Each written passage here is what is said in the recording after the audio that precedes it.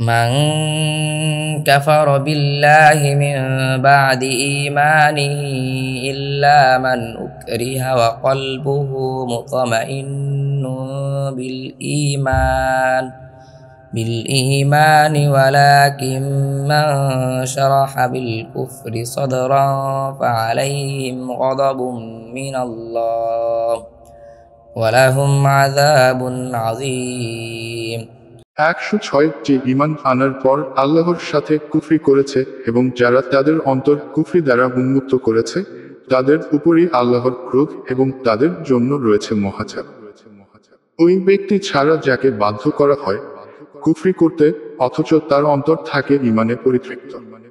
ذلك بأنهم استحبوا الحياة الدنيا على الآخرة وأن الله لا يهدي القوم الكافرين 107 এটাই জন্য যে তারা আখিরাতের তুলনায় দুনিয়ার জীবনকে পছন্দ করেছে আর নিশ্চয় আল্লাহ কাফির কওমকে হিদায়াত করেন না।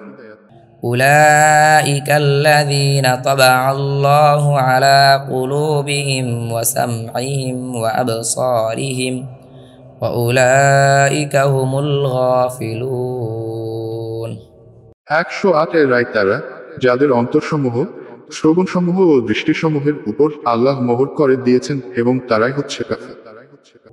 لا جرم أنهم في الآخرة هم الخاسرون 109 সন্দেহ নেই তারাই আখিরাতে ক্ষতিগ্রস্ত।